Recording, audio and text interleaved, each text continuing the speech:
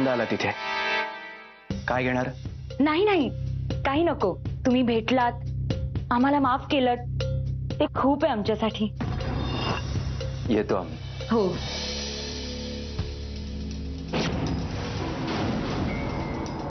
Photo frame पडलीये बहुतेक, नीट ठेवते.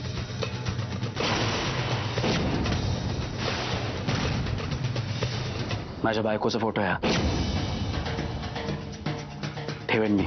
वा, सांगितलंच नाही की तुमचं लग्न झालंय. म्हणूनच म्हटलं, इतकं छान सजवलंय घर. एकट्या पुरुषाचं तर काम नक्कीच नाही. भेटवा कधीतरी बहिणींना. ती याच्या जागा नाही, ती याच्या जागा नाही, ती याच्या जागा नाही. 4 वर्षापूर्वी गेली ती.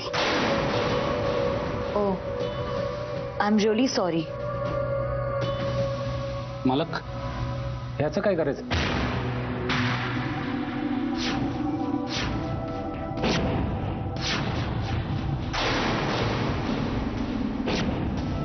रात्र खूप झाली आहे, या तुम्ही. हो, येते मी.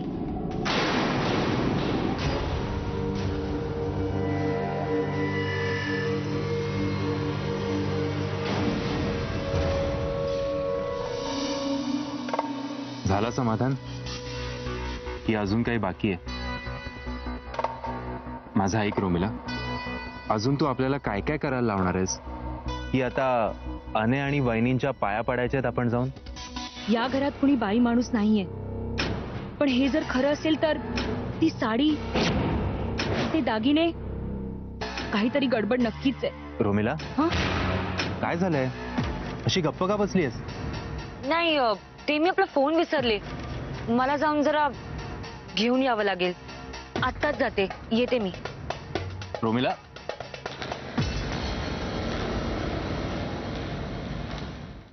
काय रेजित, असं काय करतोस? मी मस्करीत म्हणाल ना डार्लिंग.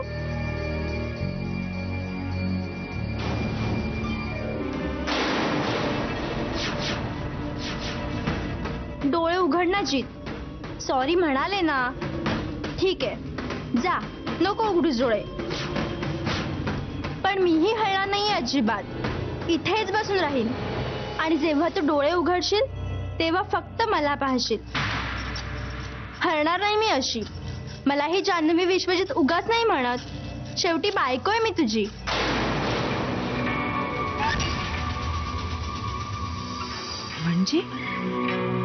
म्हणजे विश्वजितची बायको जिवंत आहे?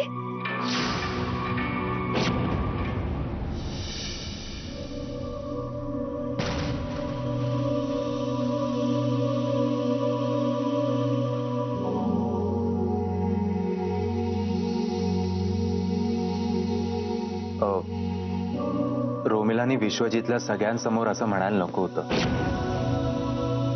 मला आणि रोमिलाला त्याचं खूप वाईट वाटतंय. We are really sorry for that. दादा, अरे मला समजू शकतं तुला काय म्हणायचंय ते. हे सत्य पचवणं सोपं नाहीये, मला माहिती आहे. विश्वजित हा आऊसाहेबांचा अनवरस मुलगा आहे, हे कळल्यावर मला सुद्धा सोपं गेलं नव्हतं हे पचवणं. पण आता आपल्या सगळ्यांना हे लक्षात ठेवायला हवं की विश्वजित आपल्या आऊसाहेबांचा मुलगा आहे. बरोबर आहे तुझं म्हणणं आहे.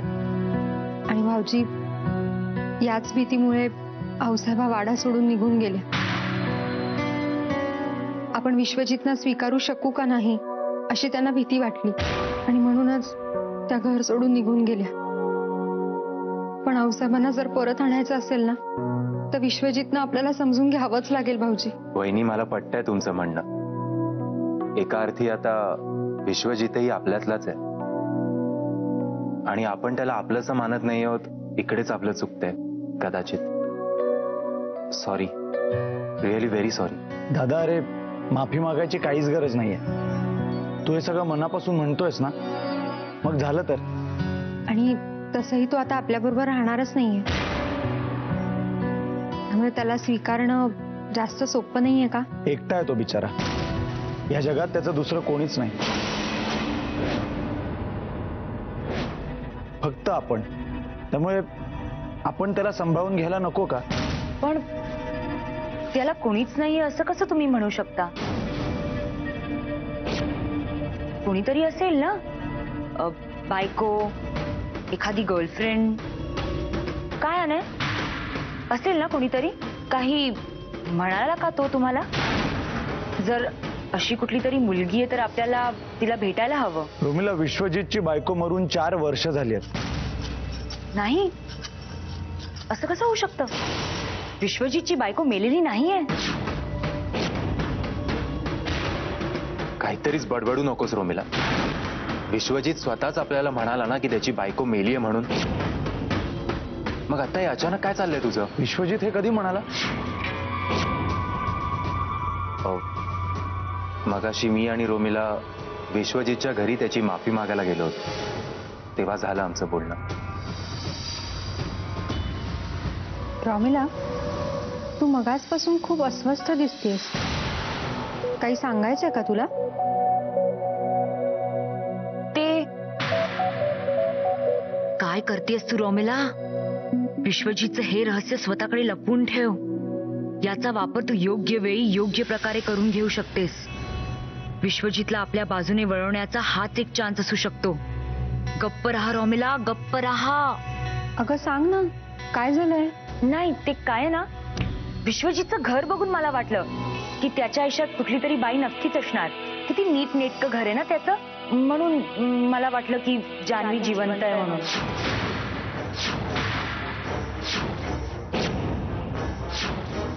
मी तर असंच म्हणाले. चला मेघदत्ता, आता येऊया. रात्र पण खूप झाली आहे, तुम्हाला पण झोप आली असेल ना. चला जाऊया आपण. कशाला विश्वजितच्या बायकोवर डिस्कशन्स? रॉमिला, विश्वजितच्या बायकोचं नाव जान्हवी आहे का?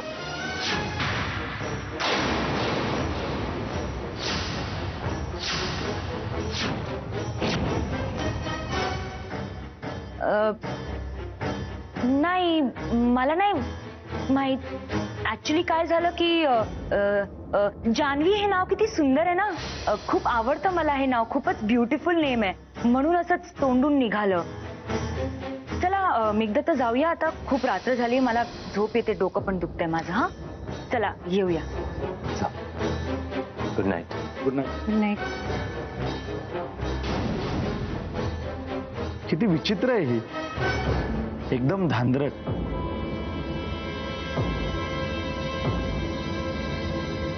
रॉमिला अशी विचित्र का वागली? मला असं वाटतंय ती नक्कीच काहीतरी लपवती.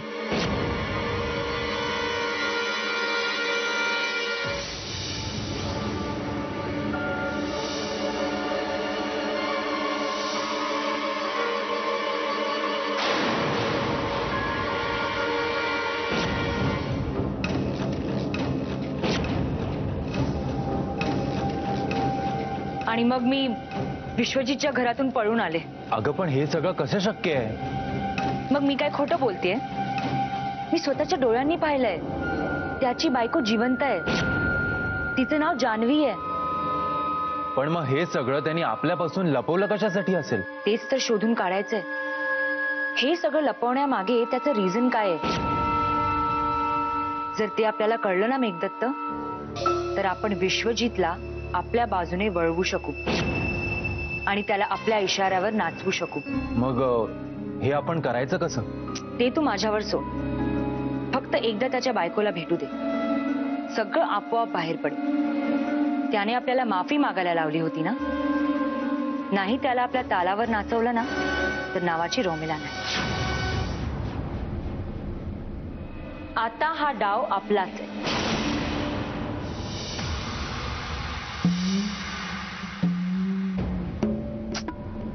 कुठे गेली ती वस्तू? सापडत कशी नाहीये? दशरथ, दशरथ! जी मालक. हा, तुला किती वेळा सांगितलंय मी, माझ्या किंवा जान्हवीच्या वस्तूंना हात लावायचा नाही म्हणून. हा, अरे डोक्यात कसं घुसत नाही तुझ्या? मला एकही गोष्ट इकडची इकडे केलेली आवडत नाही, माहितीये ना तुला. पण मालक, मी तुमच्या कुठल्याही वस्तूंना हात लावत नाही. अरे मग पाय फुटले का त्याला? मगापासून शोधतोय, अजिबात मिळत नाहीये मला. मालक शोधताय पण काय? नाही म्हणजे मी शोधून देतो.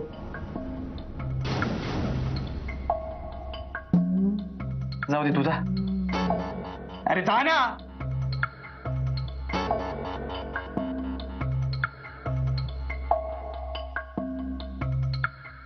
ती गोष्ट माझ्याकडूनच कुठेतरी मिसप्लेस झाली हे खरं, पण मी तर एकदम छानपैकी गिफ्ट पॅक करून ठेवलं होतं ते.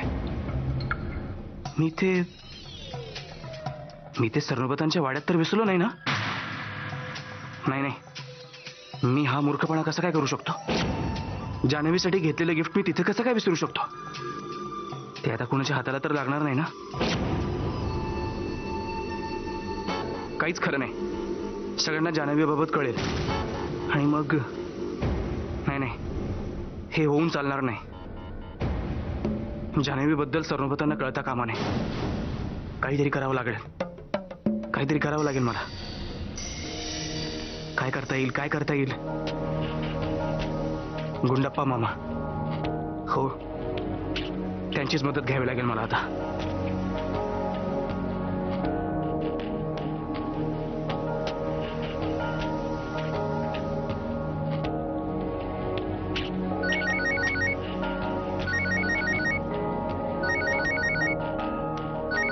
विश्वजित. हा मधू. विश्वजित, काय रे असं अचानक फोन केला? गुंडप्पा मामा, मी तिथे गेस्ट रूम मध्ये ना एक खूप महत्वाची गोष्ट विसरलोय. अरे त्यात काय जी, मी महादेवला सांगतो, ते पाठवेल तुझ्याकडं. नाही, नोकरांना नाही. प्लीज, नोकरांना नका पाठवू.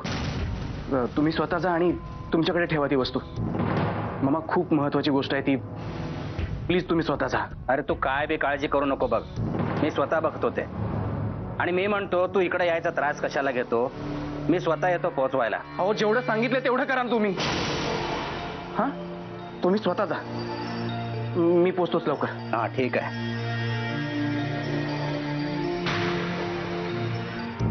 या मधूला अचानक काय झालं म्हणतो मी. त्याच्या खोलीत जाऊन तपासायला पाहिजे. एवढं महत्वाचं काय सामान मागं राहिलंय ते बघायलाच पाहिजे.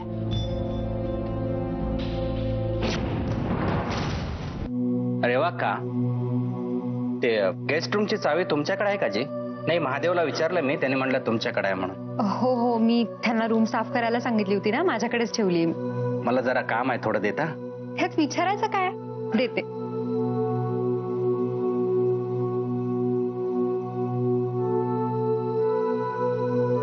ठीक आहे. पण काय काम आहे त्या रूम मध्ये? म्हणजे कोणी राहायला येणार आहे का आपल्याकडे? नाही अक्का, राहायला कोणी येणार नाही. ते मधूचा विश्वजितचा फोन आला होता, त्याचं काहीतरी सामान राहिलंय म्हणत होता म्हणून. पण तुम्ही कशाला उगाच त्रास करून घेताय गुंडप्पा दादा? महादेव दादांना सांगायचं ना, ते करून देतील. आणि त्या विश्वजितला म्हणावं, इतका त्रास करून घ्यायची काही गरज नाहीये. जे काही असेल ते आम्ही पाठवून देऊ. नाही, मी पण तेच म्हणालो त्याला, पण काय आता त्याचा स्वभावच आहे अक्का, असं वागतंय मध्ये मध्ये.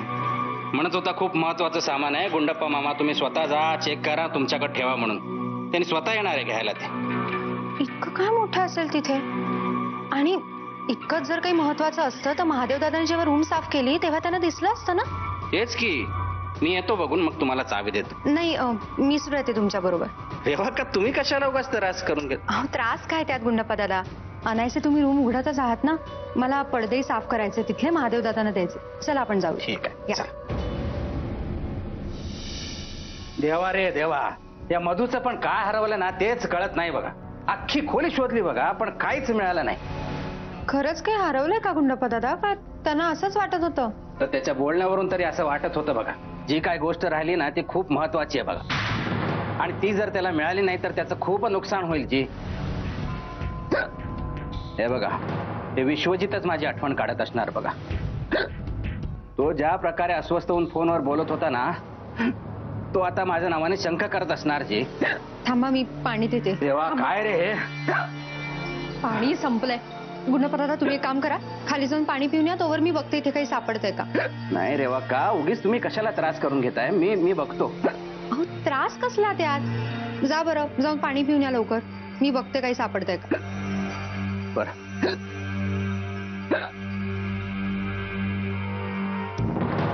मला तर अजिबात वाटत नाही इथे काही असेल असं, पण एकदा चेक करूया.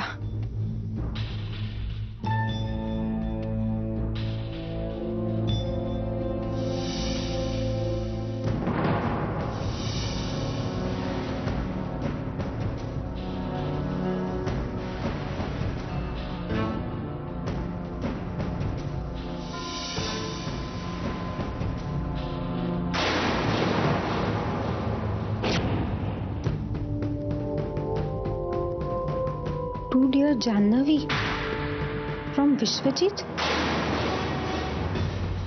जान्हवी हे नाव कुठेतरी ऐकलंय मी. विश्वजितचं घर बघून मला वाटलं की त्याच्या आयुष्यात कुठली तरी बाई नक्कीच असणार. किती नीट नेटकं घर आहे ना त्याचं, म्हणून मला वाटलं की जान्हवी जिवंत आहे म्हणून. राईट, हे नाव रॉमिलानेच घेतलं होतं. आणि काय म्हणाली होती ती? जान्हवी विश्वजितची बायको आणि ती जिवंत आहे.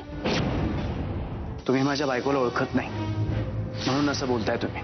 तुझं लग्न झालंय मग कधी बोलला नाहीस ते? कुठे असतात वहिनी? ती या जगात नाहीये. 4 वर्षापूर्वी गेली ती. त्याच्या बोलण्यावरून तरी असं वाटत होतं बघा, जी काय गोष्ट राहिली ना ती खूप महत्वाची आहे बघा, आणि ती जर त्याला मिळाली नाही तर त्याचं खूप नुकसान होईल. जी कसं शक्य आहे? विश्वजित तर म्हणाले होते की त्यांच्या बायकोला जाऊन 4 वर्ष झाली आहेत. पण मग रॉमिला असं का म्हणाली की त्यांची बायको जिवंत आहे? याचा अर्थ रॉमिला काहीतरी लपवते. म्हणजे तिला नक्कीच काहीतरी माहिती आहे, पण ती लपवत का असेल? शी, काहीच कळत नाहीये. देवा, रॉमिला, अरे बापरे, तिला यातलं कळलं तर उगाच प्रॉब्लेम होईल. मला कुठेतरी लपवायला हवं. हे कुठे लपवू?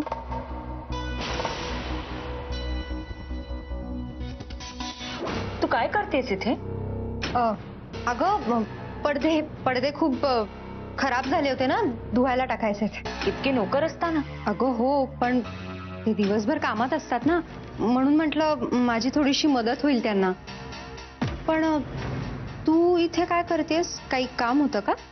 नाही, ते मी दार उघडं बघितलं म्हणून चेक करायला आले होते. 1 मिनिट रॉमिला, विश्वजितच्या बायकोबद्दल तू असं का म्हणालीस की ती जिवंत आहे? काय नाव म्हणाली होतीस तिचं? जान्हवी. राईट, जान्हवी. असं का म्हणालीस तू? ऍक्च्युली ते फेस पॅक, मी फेस पॅक तयार केलं होतं, रूम मध्ये ठेवलंय. जर मी आता लावलं नाही तर ते वाळेल. आता जास्त मी बोलू नाही शकत. येते हा.